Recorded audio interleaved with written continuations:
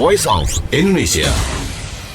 Voice of Indonesia sendiri nih pendengar hari ini kan hadir dengan Halo Diaspora ya. Dan saat ini sudah tersambung bersama dengan narasumber kita Yanti Kusumawati Irawan, Diaspora Indonesia di Moskow. Kita sapa saja pendengar. Halo Bu Yanti. Halo, selamat siang waktu Indonesia dan selamat pagi waktu Moskow. Salam 24 jam. Salam 24 jam, selamat pagi Bu Yanti. Gimana kabarnya Bu di sana? Baik, alhamdulillah. Ini kelihatannya udah mulai dingin lagi ya di Moskow ya? Iya, udah mulai musim gugur. Oke, nah Bu Yanti kan kita mau ngobrol-ngobrol nih ya tentang Ibu Yanti ini sebagai seorang diaspora. Boleh cerita sedikit nggak Bu nih, latar belakangnya dulu pindah ke Moskow ini gimana Bu? Oh, karena suami saya orang Rusia dan kebetulan saya dulu pernah kuliah di Moskow. Oke, jadi itulah yang membuat pindah ke Moskow ya. Saat ini di Moskow sudah berapa lama Bu? Saya karena pulang pergi Indonesia, Rusia gitu ya, udah hampir 3 tahun sekarang. Tapi ke Rusianya dari tahun 2016. Oke, nah waktu pertama kali menginjakan kaki di Moskow berarti pas kuliah ya?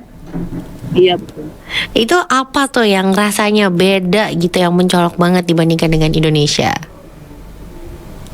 Kalau di kuliah di Moskow dan kuliah di Indonesia dan di Rusia ya. Kalau dulu di Indonesia kan kita misalkan teman dalam satu kelompok tuh gini, besok kita libur ya gitu, nggak ada pelajaran karena dosennya nggak datang misalkan. Kalau di sini nggak, say. Jadi sesama teman itu tidak begitu komunikasi yang seperti itulah ya. Jadi ketika saya masuk kuliah hari keberapa itu, ruangan kosong, terus seperti bilang, kamu kok masuk?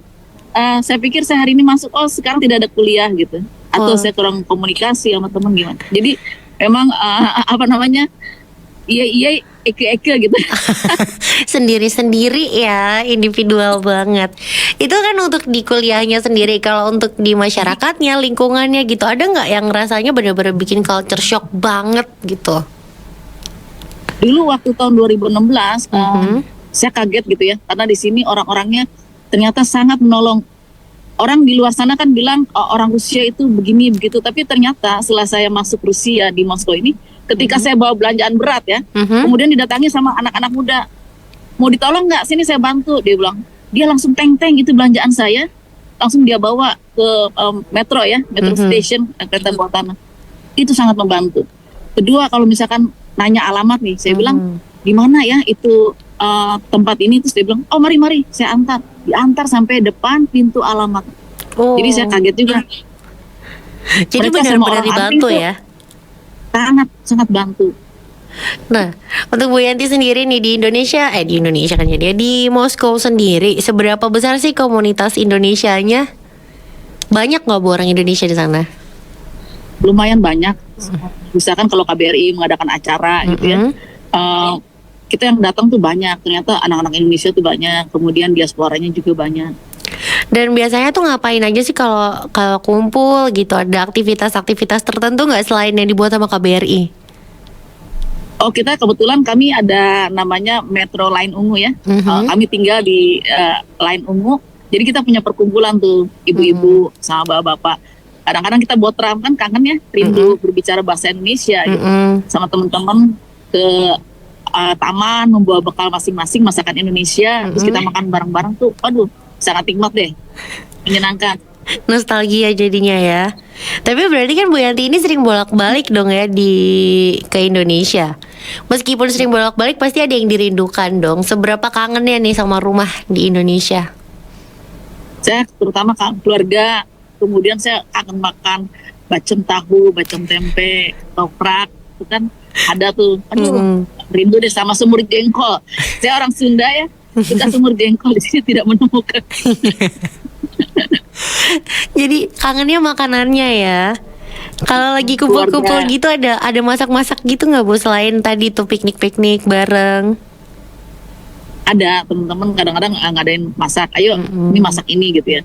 Kemudian kalau ada teman yang baru pulang dari Indonesia, misalkan dia bawa kecap bango atau bumbu-bumbu, terus ayo datang ya kumpul, nanti dia yang bagi-bagi gitu. Kadang-kadang kalau misalkan dia bawa kecap bangonya tuh hanya sedikit, ayo kita hompimpa siapa duluan yang menang gitu. Dapat terasi, kerupuk, kemudian rengginang kan, aduh nikmatnya tuh luar biasa, alhamdulillah. Tapi nggak bisa masak semur jengkol ya di sana. Nah, untuk pengalaman sendiri nih ya sepanjang sudah hidup di Moskow beberapa tahun terakhir, tantangan terbesarnya tuh sebenarnya apa sih menjadi seorang diaspora di Rusia? Bahasa, Mbak. Karena kan saya waktu di Indonesia tuh saya bekerja sebagai HR manager di hotel ya. Kemudian saya mencoba melamar di beberapa hotel di sini. Terbenturnya bahasa, karena bahasa saya tidak fasih. Tapi mungkin juga suatu hal yang wajar ya. Bagaimana seorang manajer akan memanage pekerjaannya dan timnya jika bahasa saja tidak connect. Nah, terus akhirnya bagaimana nih Bu untuk mengatasinya? Saya menggunakan bahasa Rusia sehari-hari dengan suami, dengan anak-anak. Tapi sekarang udah fasih dong ya? Tapi logat matanya masih Sunda. Fasih banget. Gak bisa hilang, fasih. Nah, amin. Untuk pengalaman berinteraksi dengan budaya Rusianya juga nih, di sana kan kemarin Tekman. Tadi kan Ibu juga sempat bilang ya kalau ternyata orang-orang di sana sangat membantu gitu. Nah, ada lagi nggak yang benar yang bikin kaget dan sangat menarik juga itu untuk seorang Ibu Yanti? Di Rusia karena kebetulan saya HR di Indonesia kan, kalau kita membuka lowongan kerja misalkan dicari chief engineer gitu ya, tapi kita tidak menuliskan gaji gitu ya. Kalau di sini itu sudah dituliskan misalkan dicari HR director, gajinya sekian, job desk-nya ini, berapa jam kerja gitu. Jadi di sini udah pasti kalau misalkan 8 jam kerja ya 8 jam. Setelah itu bye-bye, paka-paka pulang. Kalau yang 10 jam 10 jam. Jadi tidak ada yang lembur gitu ya. Itu yang pengalaman saya ya. Entah yang lain kan tidak mewakili semuanya. Oke. Nah, itu dari segi pekerjaan. Kalau yang lain mungkin ada ceritanya? Di sini itu serunya tuh transportasi, say. Misalkan kita janjian sama temen nih. Ketungguin ya 1 jam. Iya, kita bisa langsung serut 1 jam. Karena metro bawah tanahnya itu tepat waktu, on time ya. Transportasinya tepat waktu dia pokoknya. Jadi menyenangkan. Jadi ya. Nggak ngaret. Nggak ada ngaret di sana. Nah, untuk orang Rusia sendiri nih ya masyarakatnya, gimana sih mereka memandang orang Indonesia? Mereka baik. Kalau ditanya dari mana, kan mereka melihat muka saya dari wajah Vietnam gitu ya. Kamu Vietnam bukan, saya Indonesia. Oh, Bali ya, Bali gitu.